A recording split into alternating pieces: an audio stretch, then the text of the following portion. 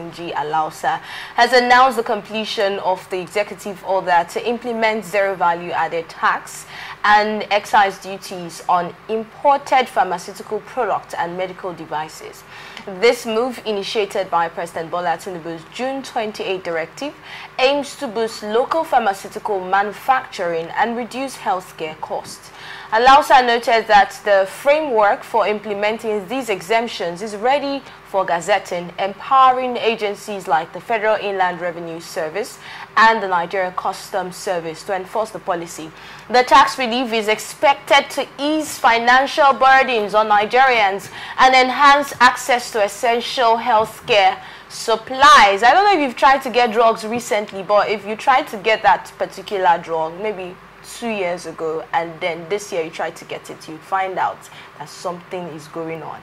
But let me bring Chuba on this story first. Firstly, I would want to say that we have always run our country on paper, and it is good to an extent because we're in a digital world today where people have to access information from the internet. And when someone outside the shores of Nigeria sees this kind of headlines and possibly reads through what has been written, it's applaudable. But what's the reality on ground? That's the issue or the bane of contention. Do we have, is the Federal Inland Revenue telling us, services telling us that they have a regulatory mechanism upon which all these things they are writing now on paper and telling the Nigerian people to hear is being regulated and that will be implemented?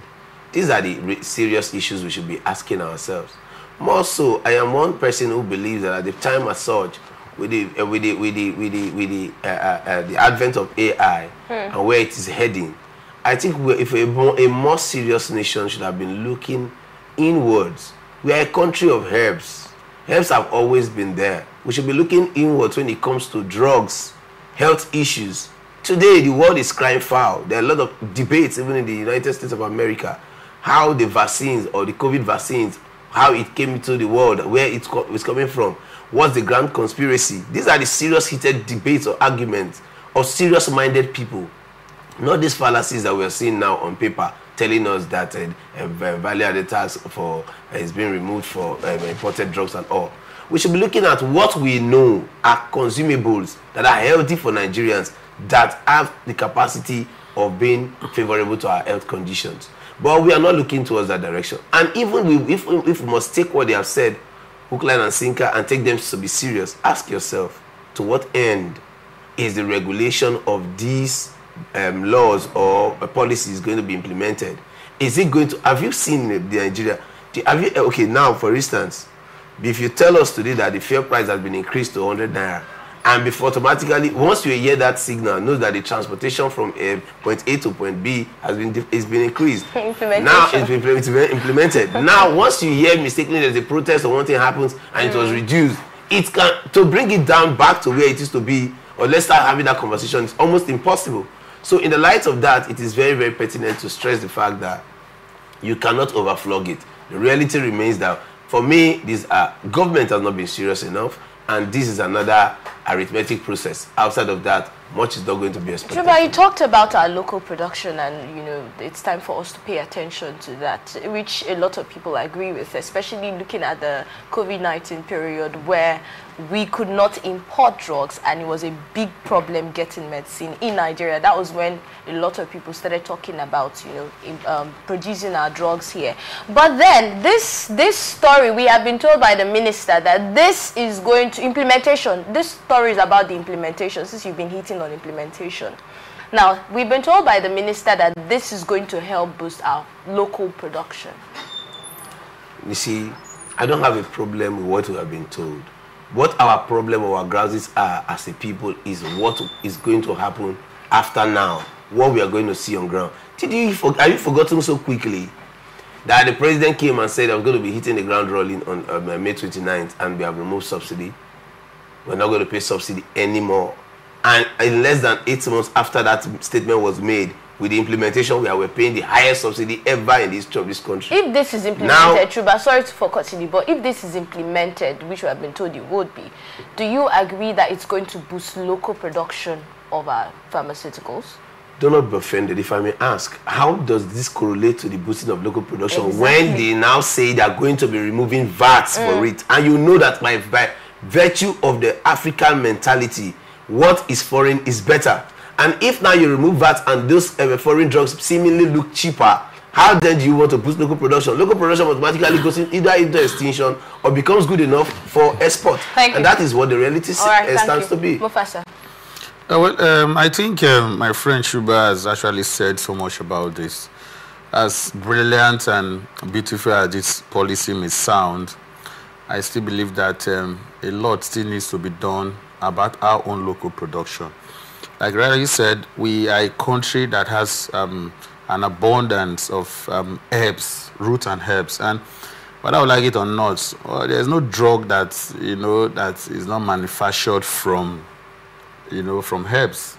The only thing is they refine it in such a way that, when it's packaged, it's presentable. Now you are removing VAT, fine, so that it can be affordable by, people living, within the country. But how do you boost local production when you have, made it easy for foreign drugs to come in? Like I've said, which is not a bad one. But let us also look at, side by side, how competitive would our own local products be with the foreign ones? Okay. Because when they come in, they come to compete with our own local production. Another thing is the country even encouraging local producers to do well in their business? Now that it's even more difficult to run a business in this country with the cost of petrol, diesel, and all of that. So invariably, you're just telling local producers that, you are ready, you should be ready to go out of business. Importers takes over everything, and it is what it is. We've spoken to some of these pharmacists. I have spoken to some of these pharmacists. I remember one time when I was talking about local production of some of our pharmaceuticals, and they complained about, now the problem is not the manpower. Because when you talk about how can we really compete with, how can our products get to compete with these foreign products, the problem is not the manpower. We have the manpower according to them, right? The problem is funding. The problem is the much needed attention. That's the attention that is needed being placed on that particular sector. And that is the problem that they have placed it on. And then tracing it back to our schools, our educational system, since we have been complaining and saying that in our universities we don't have so much of practicals and all that, do they really, the manpower that we have available, how much of this knowledge do they even have with this local production that we're talking about? Now, everything boils down to the government. You just cited a very key aspect of the whole gamut of, the value chain. A citadel of learning, which is like the board where it springs up from. Of course, there is need to pay more attention to it, not just on the issue of pharmaceutical, even in every other endeavors of human existence, But if we want to look at it from what we have now, how do we, just that we bring up something? Let us think of the immediate response to what we have, the problems that we have been faced with. Because like you rightly said, you can't, in fact, to treat malaria now is something else. It's either you just be drinking water and, pray to God that malaria goes, or you go to one spiritually somewhere. To cast that. Even that is more expensive. It's even expensive. Miracle now is not. Miracle doesn't come cheap. So So now our destiny has been left in our hands. That's why I said, as beautiful and brilliant that this policy is, it still does not solve the problem, in the long run. When you are removing VAT, how long can that be sustained? How can that be sustained? It simply means that you also need to beef up, other sector, like the Standard Organization of Nigeria, like even the customs, because it's also give way to also having substandard products, being brought into the country. You understand me? So how do you now regulate the quality of these things that you're allowing to come into this country, it has a broad spectrum that the government needs to consider. It's not just being in a hurry to do these things.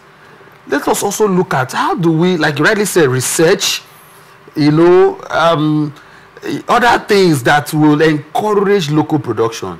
We have herbs. The other time there was a gentleman who said he has the cure for HIV, AIDS, and all of that, Dr. Jeremiah Balaka. And what happened to him? It was, you know, somewhere along the line, they just shut him up. The so-called COVID-19 or COVID-20, or I don't know the year that, you know, COVID came, and we saw the business, the huge business that they did with it. So let us be realistic in tackling the problems that we have in this country. If we boost local production and we have more of our products here, how much trust do we even have in our products? You see, you have asked a very fundamental question that takes us all back to 2012. In 2012, there was an epidemic that was called Ebola. And we have kept on shouting all of our voices that if anything happens to us today, we have lived our part. History still has a place to remember us, whether for good or for bad. In 2012, there was a professor called Maurice Iwu that worked hand in hand with his, what's it called, biological, whatever, working hand in hand with the Nigerian government. At the time that the WHO, I make both to remind the world, the WHO said Nigeria did not have the capacity to combat the Ebola, as it were. But then the renowned biologist, Maurice Iwu, and the federal government of Nigeria worked out a modality, and a syrup was implemented and was applied or used, and Nigeria was able to eradicate Ebola in Nigeria. On that same note, the world WHO took a whole page in the biggest newspaper in the world, the Times newspaper, and lampooned the Nigerian government for incapacity to manage that Ebola. So it was going to put Nigerian citizens in harm's way. People were going to die, and all of that. But ask yourself, did the Ebola go? Yes, it went. What did the Nigerian government do after that? That administration was taken off power, another came into play, and what happened? In the course of another coming into play, we saw what transpired in the course of an epidemic or whatever. Like Mufasa clearly observed, in the course of the COVID-19 that came on, let me tell us, without mincing words, Nigerians are so ingenious. They are so wonderful people. Everywhere in the world, unless they don't want to compete, if they compete, they must win. And if this is a reality, both even in the medical sector, then we have to have a serious-minded government. There is a funny app that just pops up on your phone. I don't know if you have seen it. It pops up on my phone. I'm on national television talking about the former Minister of Health in the person of Henry, saying that the reason why it was removed was the fact that there was a cure to hypertension, and which is still popping up on phones even up to date, on different applications up to date. Now, do you tell me that this is a real? I've gone through therapy. That is an AI therapy. Myself and my wife have gone to an AI therapy that automatically reduces hypertension, takes off virtually many things off your body in the name of clocks. But the pharmaceutical internationally will not want anybody to hear this. And when now the government of the day is coming out to tell us removing VAT for medical, like Professor asked, is it the VAT that you are removing that is the issue? Or is it the people that are saddled the responsibility of allowing whatever to come into this country that allows, like what you said, substandard products to come into the country to be consumed by Nigerians? Ask yourself, in this country, people imported fire. Till today, nobody was sacked. Nobody was tried or brought to book or was penalized for any action. The people that were saddled the responsibility of receiving it, are they telling us that they don't have equipment to test the quality of the product that was brought into this country? They brought it for fire. People's vehicular engines were destroyed. Machines were destroyed, companies had issues, and all of these factors together, the Nigerian government did not see it as a result of anything that happened to the Nigerian people. So these are the serious issues, not telling us about VAT removal, because we are a country that have not been serious issues. Yes, you have pointed at the international community not trusting our products. Taking us back to 2019, when was it Madagascar that came out and said, oh, they now have a cure to COVID-19, and it was not accepted globally, even though they claimed that it was working in their country. That's for the international market, international community. What about us? Let's bring it back home. That's why I asked that question earlier. How much trust do we even have on our own product? They have told us several times how herbs, talking about herbs and then foreign drugs, or should I say white medicine now, like some people call it. But then how we should not take herbs, we should not focus so much on herbs, especially herbs that have not been tested and tried and trusted and all of that. They've not followed clinical processes and all that. So some people are already taking their minds off herbs. So boosting local production now, how much trust do we have on our own products? You see, I have a problem and I keep stressing the problem. The problem is so among us that the Nigerian problem is so among us that you do not really know one place to hold. But on a situation like this, let's try to narrow it down to the education sector, which is professors. There are a lot of professors of biology, neurochemists, all of these, professors here and there. What is the government doing to galvanize these people in the place of, okay, look at our budgetary system in respect to education or even health. Now, what is the budget meant for research? Now we're looking at, earlier you were talking about food security and all. Now we're looking at herbs as a recipe to the drugs, because virtually every drug you see today, they are all 90% from herbs. It is about the preservatives and all and packaging that brings in chemicals and all. But the reality is that they are all coming from somewhere. When you are in a bus, you keep hearing of ginseng. Are they not grown in Nigeria? These are grown in Nigeria. What we are saying is the government serious enough to work out a research mechanism that we want to say this and what we are expecting from these people? Because one of the problems of herbs are the fact that the dosage is not known, and that is upon that strength. Okay. People say don't take herbs, but you ask yourself before long, before they talk about standard international standard, we talk about international SI units that people celebrate today. Who certified the SI unit? It was a result of trust in the process. It was a result of determination to say we want to get it right and get the things done.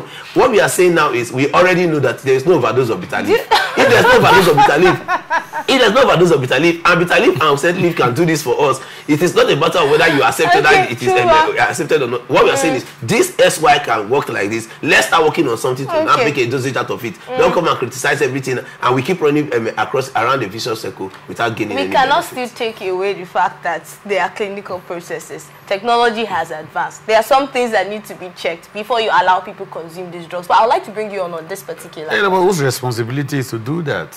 You know, my friend cracked me when he said there's no overdose for bitter leaf, which is the truth. No. You know, there's a conspiracy. You say there's no overdose. No. When he said there's no overdose for bitter leaf, he's only trying to give a broader spectrum of how we have neglected these things that we have. Because if there's overdose for water, then that we can even harness and become an exporter. You understand me? There are ways we can harness what we have. We become a huge exporter of these so-called pharmaceutical products. But the government has failed to major in the things that serves the country the more, in terms of something that would benefit the larger majority of Nigerians. We have herbs, we have arable lands, we have people who are vast in knowledge. In terms of research institutions. The research institutions who are already doing this thing. When you go to those so-called research institutions, you will find out that the place is either moribund, neglected, and allowed to to waste. There's one. Let's see, when you build a facility and you don't maintain that facility, there is a very huge possibility that that facility is going to die in natural death. Like for instance, in River State, we have a cardiovascular center or whatever, cancer cardiovascular center that was built by the former administration. If you go to that place today, nothing is happening there. It was not equipped. So it is not enough when you build things and for the optics, you get the media people to come and celebrate cutting of ribbon and all of that, and you don't have that sincerity or purpose and intention to make that thing work for the people. It becomes an effort in futility, and quite unfortunately, it is deliberate. So what I'm trying to say in essence is, it is not enough to say you are removing VAT for pharmaceutical products so that it can be way cheaper for Nigerians. Let us equally look at what can we do as a nation so that we can equally be exporting this, because we have it in abundance. There are a lot of things that bitter leaf can do for you. Funny enough, you mentioned that's the truth. I didn't know I have. I say herbalist? No, it's not. No, we're all herbalists. Our grandparents, our mothers, yes, that's the truth. Our parents were herbalists. And for me to say this. Okay. There is a documentary making a wide range now on the internet. The Indian government had come out to say what they are doing with bitter leaf. And I can tell you that bitter leaf in the southern part of Nigeria is like a careless grass. And if we have a country, because listen, we have government, all that the only way they know how to make money is drill and export, borrow and share. Outside of that, if we have people that can think tanks, bitter leaf that we are planting carelessly, government can tell you that for every head of bitter leaf that we collect in your compound, we're going to give you 500 naira. Exactly. I can tell you that there will be no grasses in our compound. I said you everywhere will be a lot of people even if we are not going to eat it as Nigerians, now a country that knows what to want to do with our bitter leaf can now we can now as a country begin to export bitter leaf. But because we are not people that want to work, we are not people that are sincere, we are not people that are serious. All we want to do is drill and export, borrow money and share. And if that is the process where we have been using to build big political structures, big political persons, we cannot go forward. I will continue to be an import-dependent country for a very long time.